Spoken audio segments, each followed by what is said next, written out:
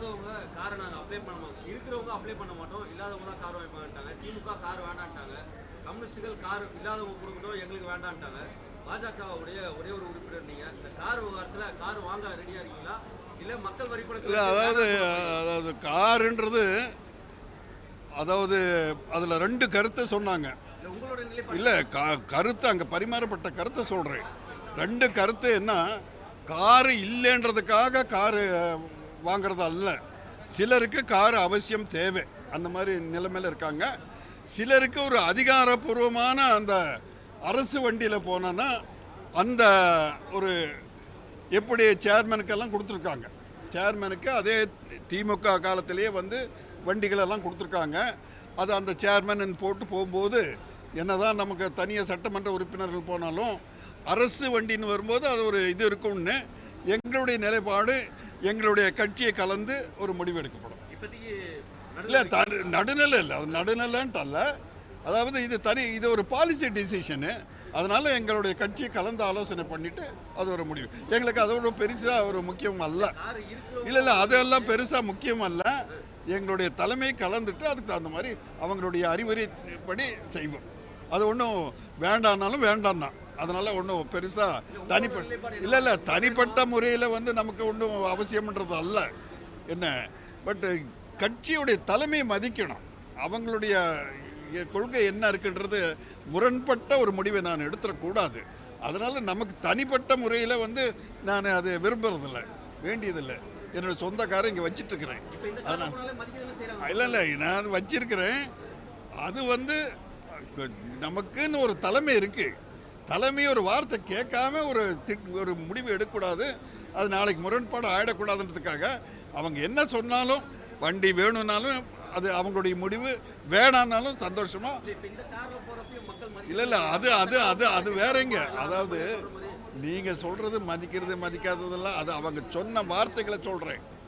அதாவது அங்கே பரிமாறப்பட்ட கருத்துக்களை பற்றி சொல்கிறேன். எங்களை பொறுத்த அளவில் எங்களுடைய தலைமையை ஒரு வார்த்தை கேட்டுட்டு அந்த நிலைப்பாடு என்னமோ அதுக்கு ஒரு முரண்பாட்டான ஒரு முடிவை நான் இன்றைக்கி எடுத்துடக்கூடாது. ஏன்னா நான் எங்களுடைய கட்சிக்கு கட்டுப்பட்டவன், ஒரே ஒரு மெம்பராக இருக்கிறேன். அதனால் நான் அதுக்கு கட்டுப்பட்டவன். அது என்ன சொன்னாலும் வேணானாலும் சந்தோஷமாக, வேணான்றது என்னுடைய ப்ரிஃபரன்ஸு கூட இருக்கும் என்ன. ஆனால் அவங்க என்ன முடிவு பண்ணுறாங்களோ அந்த முடிவுக்கு ஏற்றப்படி இருக்கும். இல்லை அது அங்கே இதுலேயே வருமே, நீங்களே பார்த்துருப்பீங்களே. இல்லை அதெல்லாம் உங்கள் டிவியில் வரும். அது நம்ம எங்களை பொறுத்த அளவில் வந்துங்க ஒரு கண்ணியமாக இருக்கணும்னு பேசுகிறோம். யாரையுமே குறை சொல்கிறதல்ல. கருத்து பரிமாறுதல் வேறு. ஒவ்வொருத்தருக்கும் ஒரு ஐடியாலஜி இருக்கும். அதனால் சொன்னாங்க மோடி கீடின்னெல்லாம் கூட சொன்னாங்க. அதெல்லாம் நல்லா இல்லை. அந்த பொறுப்பு தென்னகத்திற்கு முக்கியத்துவம் கொடுக்குறதில்ல. 12 ஆண்டான்னு சொல்கிறாங்க. அதெல்லாம் அல்ல. அதெல்லாம் வந்து அந்த கருத்து மோதலில் நமக்கு அப்பப்போ கவுண்டர் பண்ணுறதுலாம் உடன்பாடு இல்லை. ஏன்னா மக்களுக்கு தெரியும் 12 ஆண்டு காலமாக மோடிஜி அவருடைய திட்டங்கள் எத்தனை திட்டங்கள் சொன்னா அந்த லிஸ்ட் போட்டு நான் சொல்ல முடியும். அந்த அளவுக்கு தமிழகத்துக்கு கொடுத்துட்ருக்கிறாரு. இப்போவும் இருக்குது செகண்ட் ஃபேஸ். இப்போது மெட்ரோ இப்போ செகண்ட் ஃபேஸ் இருக்குது. நிறைய ட்ரெயின், வந்தே பாரத் எல்லாம் நிறைய பண்ண இருக்கிறாங்க. தமிழகத்துக்கு நிறைய திட்டங்கள் இருக்குது. அதனால் அவர்கள் சொன்னது போல் தமிழகத்தை வஞ்சிக்கின்ற ஒரு தலைமை இன்று மரியாதைக்குரிய மோடிஜி அவர்கள் கிட்ட இல்லை. அதுக்கெல்லாம் நான் இப்போ பதில் சொல்ல தயாராக இல்லை. நிச்சயமாக மத்திய அரசினுடைய கீழே தமிழகம் சிறப்பாக தான் இருக்குது. எங்கே வெளிநாட்டில் போனால் கூட ஒரு நமது கலாச்சார சின்னம் எங்கேயாச்சும் அங்கே திருடி கொண்டு போய் வச்சுருப்பாங்க. யாரும் இவங்கெல்லாம் இது வரைக்கும் யாரும் கொண்டு வரல. எத்தனையோ சின்னங்களெல்லாம் இன்றைக்கி கொண்டாந்து அந்த பொக்கிஷங்களெல்லாம் கொண்டாந்து சேர்த்துருக்கிற பெருமை அந்த அளவுக்கு தமிழ் மீதும் தமிழ் கலாச்சாரத்தின் மீது நமது பிரதமர்களுக்கு உண்டு என்பதை பதிவு செய்ய நான் விரும்புகின்றேன். நன்றி, வணக்கம். இன்னும் ஒரே ஒரு கருத்தை மட்டும் சொல்ல விரும்புகிறேன். அதாவது நீங்கள் சொன்னீங்களா காரெல்லாம் கொடுத்துருக்காங்க அப்படியெல்லாம் சொன்னீங்க. அதே மாதிரி இது கேட்கும்போது எனக்கு ஒரு வரலாறு நினைவு என் கண் முன் வருகிறது.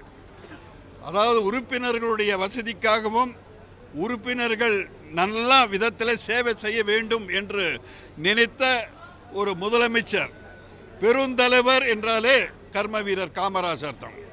அந்த கர்ம வீரர் காமராஜர் காலத்திலே தொடர்ச்சியாக சட்டமன்றம்லாம் கூடும். அந்த காலகட்டத்தில் இங்கு வெப்பம் அதிகமாக இருந்தது. அந்த நேரத்தில் அவர்கள் உதகையிலே இன்று இருக்கின்ற தமிழகம் என்ற ஒரு மாளிகையை வாங்கி குறைந்த பணத்திலே இன்று அன்றைய தினத்திலே வாங்கி வைத்து கோடையிலே வந்து சட்டமன்றத்தை அங்கே நடத்தினார்கள். இன்றும் கம்பீரமாக இருக்கின்றது தமிழகம். அதை கூட நான் ஒரு பரிசீலனை செய்வதற்கு அவர்களுக்கு இதுவரைக்கும் எழுதலை, கேட்குறேன்.